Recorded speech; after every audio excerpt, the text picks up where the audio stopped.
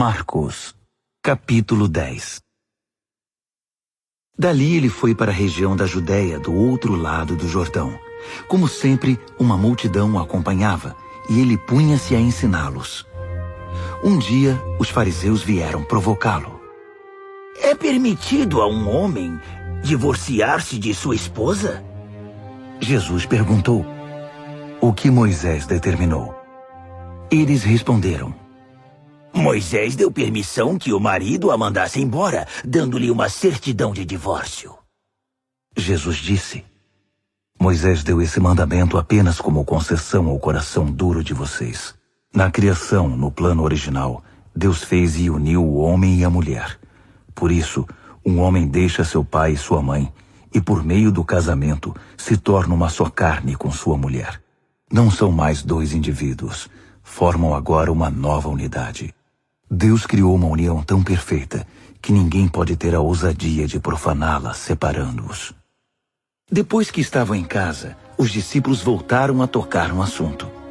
Jesus foi muito direto. O homem que se divorcia de sua esposa para se casar com outra comete adultério contra ela. A mulher que se divorcia do marido para se casar com outro comete adultério também. Alguns estavam trazendo crianças a Jesus, na esperança de que ele as abençoasse. Mas os discípulos deram uma bronca nessa gente. Jesus não escondeu a irritação. Não tentem afastar essas crianças. Não as impeçam de vir a mim. O reino de Deus é feito de pessoas que são como crianças. Prestem atenção. Se vocês não aceitarem o reino de Deus com a simplicidade de uma criança, nunca entrarão nele. Então, tomando as crianças nos braços, impunha as mãos sobre elas e as abençoava.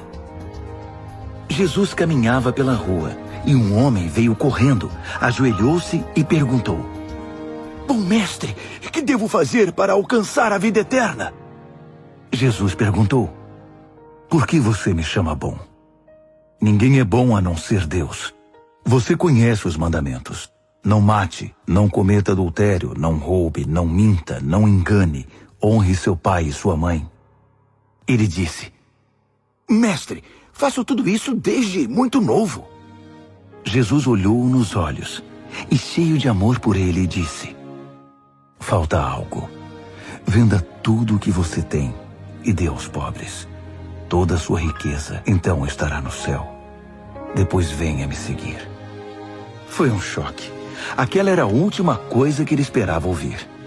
Assim, abatido, ele se foi.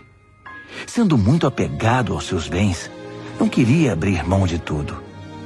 Enquanto observava, Jesus disse aos seus discípulos: Vocês fazem ideia de como é difícil para os ricos entrar no reino de Deus? Os discípulos foram pegos de surpresa, mas Jesus continuou: Vocês não imaginam como é difícil. É mais fácil um camelo passar pelo fundo de uma agulha. Os discípulos ficaram chocados. Se é assim, quem tem chance? Perguntaram. Jesus olhou bem firme para eles e disse: Ninguém tem chance se pensam que conseguirão pelo esforço próprio. A única maneira é deixar Deus agir. Só Ele tem o poder de fazer. Pedro então lhe disse: Nós deixamos tudo para te seguir. Jesus disse: Guardem isto. Ninguém que sacrifique casa, irmãos, irmãs, mãe, pai, filhos, propriedades, seja o que for, por minha causa e por causa da mensagem, sairá perdendo. Eles terão tudo de volta, multiplicado muitas vezes em casas, irmãos, irmãs, mães, filhos e propriedades, mas também em problemas. Terão ainda o prêmio da vida eterna. Aí está de novo a grande inversão. Muitos primeiros serão últimos, e muitos últimos primeiros. De volta à estrada, eles foram para Jerusalém. Jesus ia adiante, e eles o seguiam, confusos e um pouco amedrontados. Ele chamou os 12 e disse: Ouçam-me com atenção. Estamos a caminho de Jerusalém. Quando chegarmos lá, o Filho do Homem será entregue aos mestres da lei e aos líderes religiosos. Eles irão condená-lo à morte. Eles o entregarão aos romanos, que irão zombar dele, cuspir nele, torturá-lo e matá-lo. Mas depois de 3 dias, ele se levantará vivo. Tiago e João, filhos de Zebedeu, foram falar com Jesus. Mestre, queremos que o Senhor faça algo por nós. Verei se posso fazer. Eles pediram. Permite que tenhamos os lugares de maior honra na tua glória, um à tua direita e outro à esquerda. Jesus disse: Vocês não fazem ideia do que estão pedindo. Vocês são capazes de beber do cálice que estou para beber e de receber o batismo que estou para receber? Sem dúvida, disseram eles. Por que não? Jesus disse: Pensem nisto. Vocês vão mesmo beber o cálice que eu bebo e ser batizados com o meu batismo. Mas quanto aos lugares de honra, não é comigo. Isso já está decidido. Os outros 10 ouviram a conversa e ficaram indignados com Tiago e João. Então Jesus os reuniu para consertar a situação. Ele disse: Vocês já devem ter notado como o poder sobe a cabeça dos governantes deste mundo, que logo se tornam tiranos. Vocês não devem agir assim. Quem quiser ser o maior deve se tornar servo. Quem quiser ser o primeiro deve se tornar escravo. É o que o Filho do Homem faz. Ele veio para servir, não para ser servido, e para dar a própria vida para salvar muita gente. Depois de passarem algum tempo em Jericó, Jesus saiu da cidade, seguido pelos discípulos e por uma multidão. E um mendigo cego chamado Bartimeu, filho de Timeu, estava sentado à beira do caminho. Quando ele soube que Jesus o Nazareno passava por ali, começou a gritar: Filho de Davi! Jesus! Misericórdia! Tem misericórdia de mim! Muitos tentaram fazê-lo calar, mas ele gritava ainda mais alto: Filho de Davi! Tem misericórdia de mim! Jesus parou e ordenou: Tragam-no aqui. Eles foram chamá-lo. Hoje é o seu dia. Ele está chamando você. Levante-se. Jogando longe sua capa, ele ficou em pé e foi até Jesus. Jesus perguntou: O que você quer de mim? O cego respondeu: Senhor, eu quero ver. Siga seu caminho. Sua fé salvou e curou você, disse Jesus. No mesmo instante, ele recuperou a visão e seguia Jesus estrada fora. Marcos, capítulo 11. Quando se aproximaram de Jerusalém, à altura de Betfagé e Betânia, perto do Monte das Oliveiras, Jesus enviou 2 discípulos com estas instruções: Vão à aldeia que está adiante. Ali encontrarão um jumentinho amarrado. Ele nunca foi montado.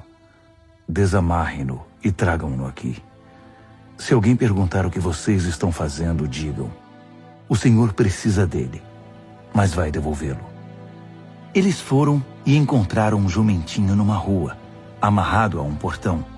Eles o desamarraram, mas alguns dos que estavam ali perguntaram: Por que estão desamarrando o jumentinho? Os discípulos responderam exatamente como Jesus os instruíra, e não foram mais incomodados. Assim, levaram o jumentinho e puseram suas capas sobre ele, e Jesus o montou. Muitos estendiam seus mantos pela estrada, dando a Jesus uma recepção de rei. Alguns lançavam seus mantos na rua, outros espalhavam ramos que haviam cortado nos campos. Havia muita gente por todo lado gritando: Hosana! Bendito é o que vem em nome de Deus! Bendito o reino do nosso pai Davi que está chegando! Hosana nos altos céus! Ele entrou em Jerusalém e foi para o templo. Parou ali para observar o movimento, mas como era tarde, voltou para Betânia com os 12. No dia seguinte, depois que saíram de Betânia, ele sentiu fome. No caminho avistou uma frondosa figueira. Aproximou-se dela para encontrar figos, mas não achou nada além de folhas. Não era a época de figos. Ele disse à árvore: Nunca mais alguém comerá dos seus frutos. E os discípulos ouviram. Chegando a Jerusalém, entraram no templo, e Jesus começou a expulsar todos os que faziam comércio ali. Ele derrubou as mesas dos agiotas e as bancas dos vendedores de pombas. Também não permitiu que ninguém mais passasse carregando cestos pelo recinto sagrado. Ele explicou suas ações com o seguinte texto: Minha casa foi designada casa de oração para as nações, mas vocês a transformaram em ponto de encontro de ladrões. Ao tomar conhecimento desses fatos, os principais sacerdotes e os líderes religiosos decidiram que era hora de se livrar dele. Estavam em pânico, porque o povo se mostrava encantado com os seus ensinamentos. À noite, Jesus e seus discípulos deixaram a cidade. Pela manhã, andando pela estrada, eles viram a figueira. Estava seca até a raiz. Lembrando-se do que acontecera no dia anterior, Pedro disse: Mestre, olha, a figueira que amaldiçoaste ficou seca. Jesus foi direto. Assumam de fato o seu compromisso com Deus, e nada será difícil para vocês. Aquela montanha, por exemplo, basta ordenar sem dúvida ou hesitação, pule no mar, e ela obedecerá. Absolutamente tudo, do pedido menor ao maior, que vocês incluírem na oração, será atendido, se vocês de fato confiarem em Deus. E quando orarem, lembrem-se de que não se trata apenas de pedir. Se vocês têm algo contra alguém, perdoem. Só então o Pai Celestial de vocês perdoará os seus pecados. De volta a Jerusalém, eles caminhavam pelo templo. Então os principais sacerdotes, os líderes religiosos e os líderes do povo exigiram: Mostre-nos suas credenciais. Quem deu a você autoridade para falar e agir desse modo? Jesus respondeu: Primeiro respondam a uma pergunta. Se a responderem, também responderei a sua. No caso do batismo de João, quem o autorizou? Deus ou os homens? Digam-me. Eles ficaram numa situação difícil e sabiam disso. Confusos, cochichavam entre si.